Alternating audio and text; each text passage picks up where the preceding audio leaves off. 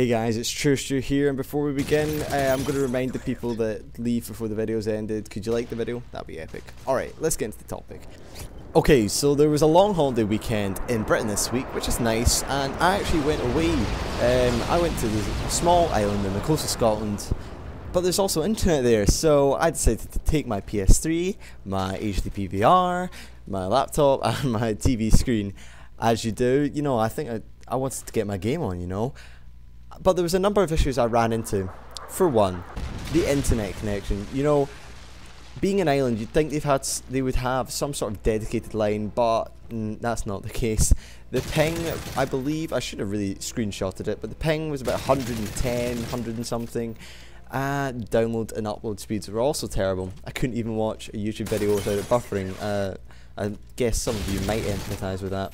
Okay, and also, the screen I took had a lot of post-processing on it, and if you don't know, post-processing on TVs gives a slight aesthetic increase basically for watching movies. It's not really that important, but it makes it look nice. However, it's hugely important for gamers because you've got to have hand-eye coordination between the controller and what's happening on screen, and if that's being delayed, because it takes time to add these effects, if that's being delayed, it can affect your aim, and I was having a lot of difficulty with that because there was a noticeable, it wasn't huge, but there was a definite noticeable, you know, increase in input lag, which I hadn't previously experienced.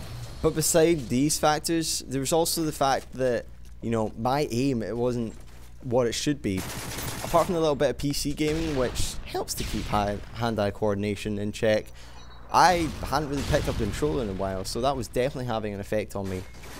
Alright, on to the real mince and tatties of what I'm trying to say. Basically, I kind of class COD gamers in four different categories. There's the noobs that don't know they're noobs. These can sometimes be called the baby buffalo.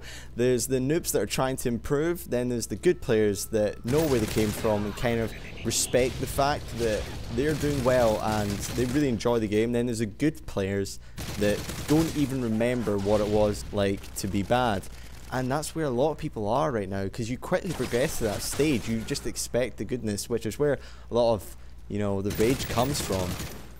However, I kind of class, I think a lot of people, why am I turning Scottish? A lot of people kind of class themselves in the top class, but these kind of limiting factors on me really pushed me down and almost made me a noob again, and kind of did actually make me a noob, and I really had to rethink my strategies because the internet, the screen, my aim, it meant I could not win any connection fights, any close fights that weren't completely in my advantage.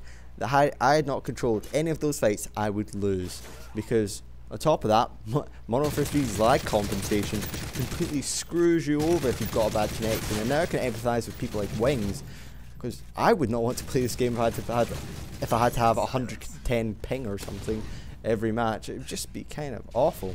So yeah, I can kind of get where people are coming from when they say they hate this game. Anyway, on to what I want to say really.